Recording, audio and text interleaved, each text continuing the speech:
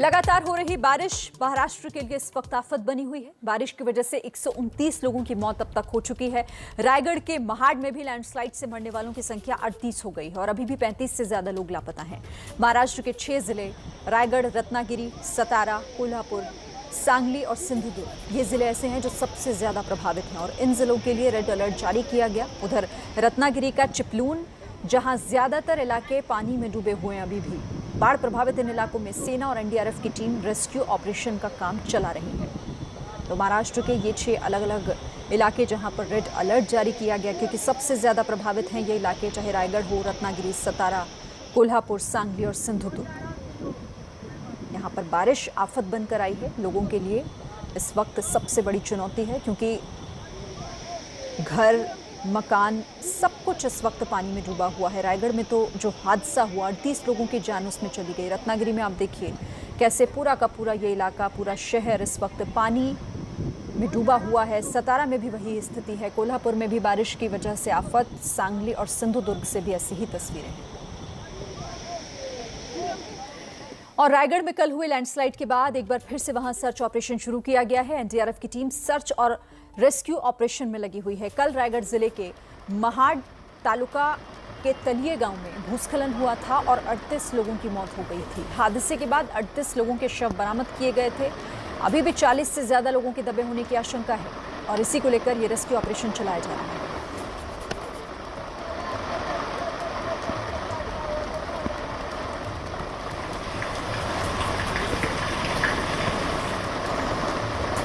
अलग अलग तस्वीरें, रेस्क्यू ऑपरेशन भी जोरों पर है, लेकिन कई जगहों पर बारिश भी लगातार हो रही है। अपनों के लिए ये इस वक्त सबसे मुश्किल घड़ी है। कई अपनों को खो चुके हैं तो कई अभी उस तलाश में कि शायद कोई उम्मीद भरी खबर सामने आ जाए, क्योंकि 40 ऐसे लोग हैं जो अभी भी जिनके बारे में कोई जानकारी नहीं है और उन्हें ढूंढने की कोशिश लगातार हो रही है।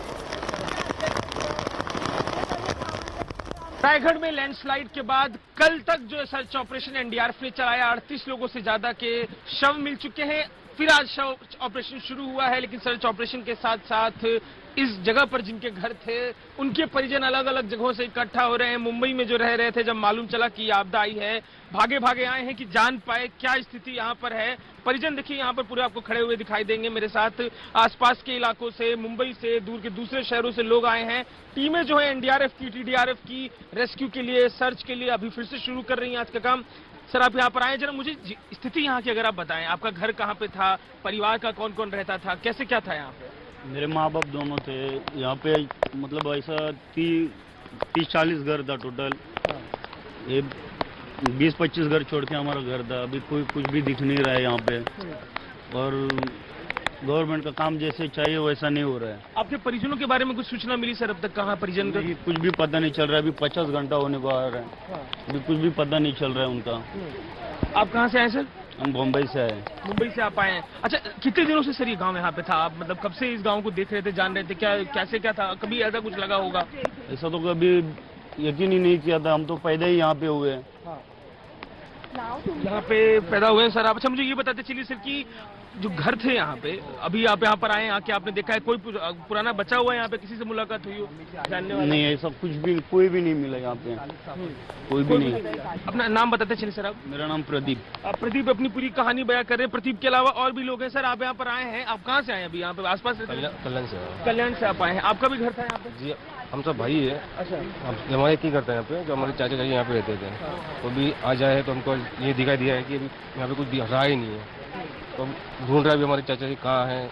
मामा मामी यहाँ पे रहते थे, सब लोग हमारे गाँव में यहाँ पे रहते थे, तो इनका किसी का कुछ पता नहीं चल रहा है। बस इतना ही। यही से रास्ता था जाने के लिए और घर सब पक्के थे, डबल ईटा सब मजबूत पक्के थे, पर अभी बोल नहीं सकते इसके सामने, नहीं बोल सकते। देखिए, नम आंखें हैं और सवाल करते समय खुद को भी मुश्किल होती है, क्योंकि जिस तरीके की घटना घटी है, पिछली बार जब लोग यहाँ पर आए थे तो हंसते खुशमिजाज घर थे यहाँ पर, लेकिन जिस तरीके से ये लैंडस्लाइड हुआ है, बोलना मुश्किल हो रहा है। क्योंकि जिस तरीके से लैंडस्लाइड हुआ है, लोग यहाँ पर रह रहे थे और अब जब परिवार के लोग मिलने के लिए अपने घर वालों से आए हैं तो यहाँ पर कुछ भी नहीं बचा है। बिल्कुल समतल मैदान हो रखा है। बेहद चुनौतीपूर्ण ये घड़ी है परिवार के लोगों के लिए भी।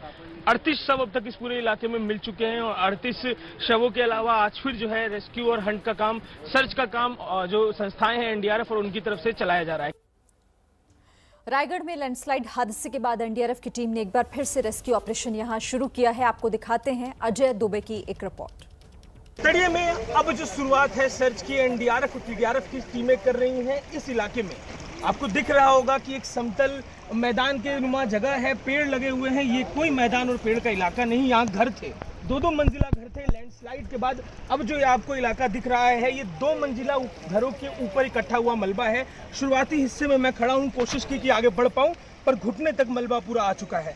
तो आगे अब जो आप देखेंगे यहाँ पर एनडीआरएफ और टीडीआरएफ की टीमें दिखाई देंगी, मुश्किल रास्ते के बीच में रास्ता निकालते हुए। इसके नीचे 2-2 मंजिला घर हैं, तमाम लोग दबे हुए हैं। कोशिश ये है कि अब उन तक पहुँचा जाए। कल तक आसपास की नदियों में जिंदा आदमी की उम्मीद में खोजबीन जारी थी।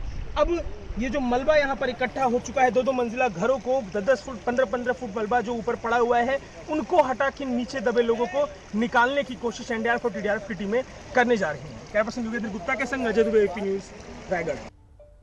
तो लोग इस वक्त बेहद परेशान हैं और जो लोग इस आपदा का शिकार हुए हैं उनसे बात की हमारे संवाददाता अजय दुबे ने। तड़िये में जिस तरीके से लैंडस्लाइड की आपदा आई है, परिवार के लोग जो दबे हुए हैं उनको देखने के लिए, उनको खोजने के लिए, इस उम्मीद में कि शायद कोई जिंदा मिल जाए। गांव के आसपास के शहरों के लोग पहुंच रहे हैं, जिनके परिजन यहाँ रहा करते थे। देखिए एक पूरा कुटुंब पहुंचा है। बाबू बताइए, कौन था परिवार का यहाँ पे, आपके कौन रह रहा था? मेरी माँ, एक भाई, एक भाऊजाई और एक बेटा और एक लड़की। इतना 5 जन घर आपका किस जगह पे था? वो झाड़ है ना, उधर घर था हमारा। वो झाड़ के पास घर था। अभी ये जो पूरा मलबा दिख रहा है वो क्या घर के ऊपर तक दिख रहा है कि घर के बराबर पे? नहीं, घर के ऊपर आए, सब घर नीचे गए जमीन में। जमीन के नीचे सारे घर दब गए हैं। अच्छा, आखिरी बार कब आए थे आप? कब मुलाकात हुई थी आखिरी बार? हम तो 6-7 महीने आए नहीं, लेकिन बुधवार के दिन फोन के ऊपर बात किया था भाई के पास। बात हुई थी? बात हुई। अच्छा, अभी कुछ पता चल पा रहा है? कोई एनडीआरएफ का आदमी बताया कितना टाइम लगेगा, कहाँ है, कुछ पता चला? बॉडी मिली अब तक? आपको पूछा नहीं, हम लोग वही देखने को आया, बोला बॉडी भी कुछ बता, इधर कुछ बताने वाला भी नहीं और कोई है ही नहीं। पुलिस एनडीआरएफ का आदमी दिख रहा नहीं। तो यहाँ पे आप खड़ी थी, आप साथ में है, परिवार का कौन था, क्या कुछ पता चल पाया? साथ में ही आप उनके दोनों लोग? अच्छा, मेरे अच्छा भाई, आप तस्वीर दिखा रहे थे परिवार के लोगों की, कौन कौन है जरा एक बार दिखाएं अगर तो। हाँ हाँ, और ये माँ, ये लड़का और लड़की, ये लड़के और लड़की हैं। ये सब लोग अभी मलबे के अंदर ही दबे हुए है। उनको निकाला है, कुछ भी पता नहीं, इधर कुछ बताने वाला ही नहीं, कैसे पता चलेगा? कोई आया नहीं यहाँ पे? कल से कोई नेता आया हो, कोई अधिकारी आया हो जो बताया? उन्होंने घोषणा कर दी, 5 लाख रुपए दूंगा, 2 लाख रुपए दूंगा, वो करके गए। अभी क्या करेंगे? फिर कुछ नहीं करेंगे। आपको सुबह से कवरेज करते रहेंगे तो आपको ही दिखाई पड़ेगा कौन है इधर। कोई नहीं है, पुलिस नहीं है, एनडीआरएफ नहीं है, कोई नहीं, कोई रेस्क्यू भी नहीं है। अच्छा, तो देखिए परिजन जिनके दबे हुए हैं आक्रोश में है, क्रोध में है, और जो सर्च का ऑपरेशन है उसे चलाने के लिए एनडीआरएफ की टीम, टीडीआरएफ की टीम पहुंची हुई है। कोशिश है कि जो घर दबे हुए हैं उन्हें निकाला जा सके, लोगों को उसमें से निकाला जा सके। कैमरा पर्सन योगेंद्र गुप्ता के संग अजय दुबे, एपी न्यूज़, रायगढ़। तो चट्टान खिसकने के बाद ये पूरा इलाका मलबे में तब्दील हो चुका है। जिस गांव में ये हादसा हुआ वहां पर सिर्फ एक घर बचा है। अजय दुबे की एक रिपोर्ट आप देखिए। तड़िये में लैंडस्लाइड की आपदा के बीच में पहाड़ का ये हिस्सा दरक कर आया है, तो अपने संग लगभग गांव के एक पूरे छोर के 35-40 घरों को लेकर चला गया।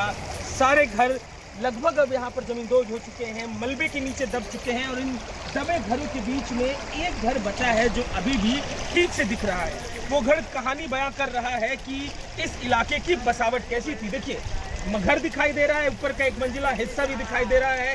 सारे घर जो यहाँ पर थे तकरीबन ऐसे थे, गांवों में जो खपरेल के घर होते हैं, कुछ घर वैसे थे, कुछ 2 मंजिले घर भी थे। पर जिस तरीके से ये पहाड़ काल बन कर आया है, इस पहाड़ से लैंडस्लाइड हुआ, मलबा, पेड़, पत्थर आया है, उसमें यहाँ जो घर थे उनको पूरी तरीके से तबाह कर दिया। एकमेव घर है जो अभी तक बचा है, कहानी बयां कर रहा है कि यहाँ पे किस तरीके की विपदा आई थी। अब पेड़ जमींदोज दिखाई देंगे, मलबा जमींदोज दिखाई देगा, और उन सबके नीचे बचे हुए, उन सबके नीचे जो लोग हैं जो दबे हुए हैं, उन सबके नीचे घर दबे हुए हैं, जिन्हें निकालने की कोशिश अब एनडीआरएफ कर रही है। कैमरा पर्सन योगेंद्र गुप्ता के संग अजय दुबे, एबीपी न्यूज़, रायगढ़। तो ये तबाही की तस्वीरें आपने देखी और अब इस वक्त इसी से जुड़ी एक बड़ी खबर आ रही है। मुख्यमंत्री उद्धव ठाकरे खुद रायगढ़ जाएंगे, वहां का जायजा लेंगे। जिस तरह से वहां पर नुकसान हुआ है, बड़ी तबाही हुई है। उद्धव ठाकरे का ये दौरा उसी जगह पर जहां पर ये चट्टान खिसकी और उसकी वजह से 38 लोगों की जान चली गई। तो आज रायगढ़ के दौरे पर जाएंगे, बारिश से तबाही का जायजा लेंगे सीएम उद्धव ठाकरे। ये बड़ी खबर इस वक्त आपको बता रहे हैं। उद्धव ठाकरे इससे पहले अपना रिएक्शन जरूर दे चुके हैं, लेकिन अब उस जगह पर जाकर वो जायजा लेंगे, क्योंकि रेस्क्यू ऑपरेशन यहां पर अभी भी चलाया जा रहा है। रुक गया था बारिश की वजह से, लेकिन एक बार फिर से शुरू हो गया। 38 लोगों की जान जा चुकी है, लेकिन अभी भी कई लोग ऐसे हैं जिनके बारे में कोई खोज खबर नहीं है और उन्हीं तमाम लोगों को ढूंढने के लिए रेस्क्यू ऑपरेशन की ये टीम लगातार कोशिश कर रही है।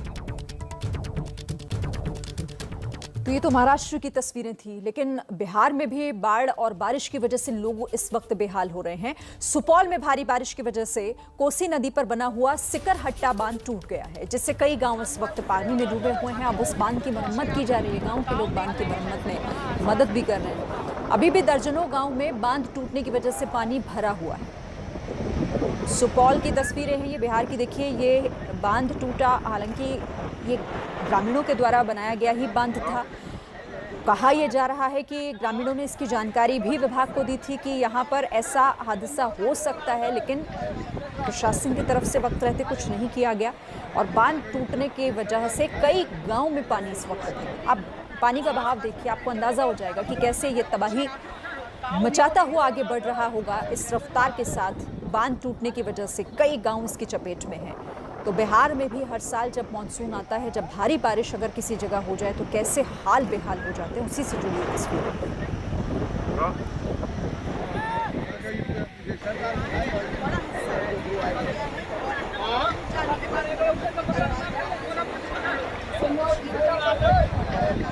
सिकरहट्टा बांध पर मैं इस वक्त मौजूद हूँ, जहाँ पर बांध की मरम्मत की कार्रवाई जो है वो चल रही है। सीधी तस्वीरें आपको दिखा दे। सबसे पहले पानी में जो करंट है, जो वाटर फ्लो है, उसको आप देख सकते हैं और यहाँ की भयावह स्थिति का अंदाज़ा लगा सकते हैं। दरअसल अचानक परसों रात को तकरीबन 2 बजे ये बांध, सामने जो आपको दिख रहा है वहाँ, वो बांध टूट गया।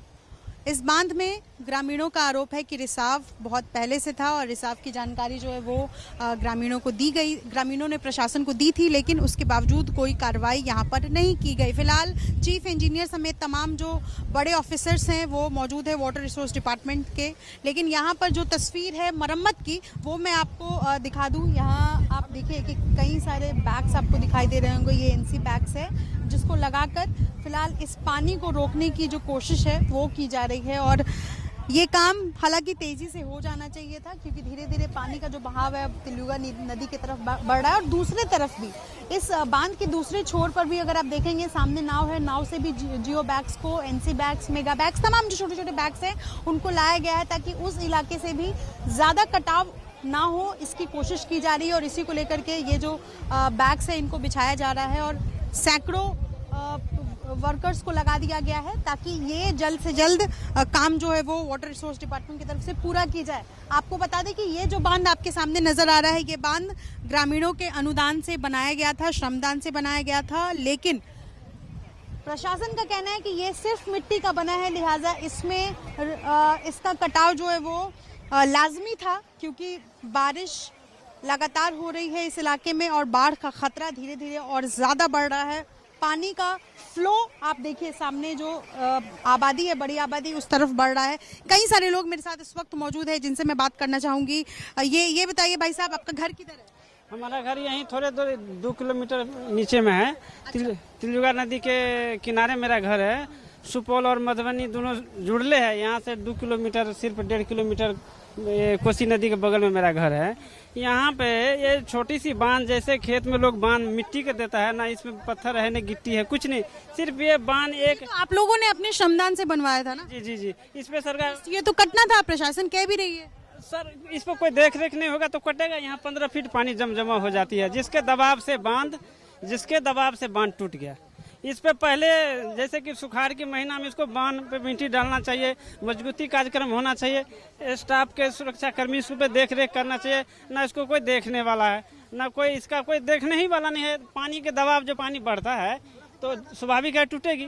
ये टूटने के बाद ये फसल का खेत सब है सब। जब कट भी गया उसके बाद प्रशासन यहाँ पे आया, जब ये बांध टूट भी गई थी तो यहाँ पे एसडीएम साहब आए थे उस दिन। 4 रोज हो गया ये टूटा हुआ। तो एसडीएम साहब जब यहाँ पे पहुंचे तो उसको बोले सर ये बांध जो है ना, ये पानी तो फुल हो गया था, गैट बांध पे चला गया था, सिगराटा मजारी बांध पे। तो ये बांध बोले सर ये बांध टूट गया, इसको बंधवा दीजिए, क्योंकि इतना करंट नहीं था। ओवर पानी जब रुका तो थप मार दिया था।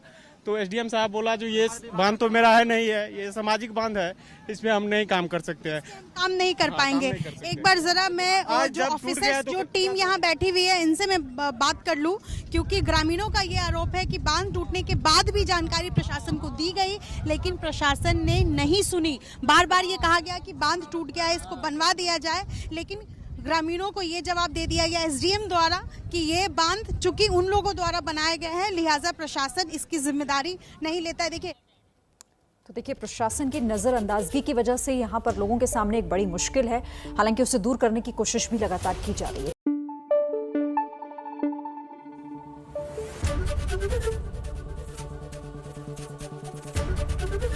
एबीपी न्यूज आपको रखे आगे।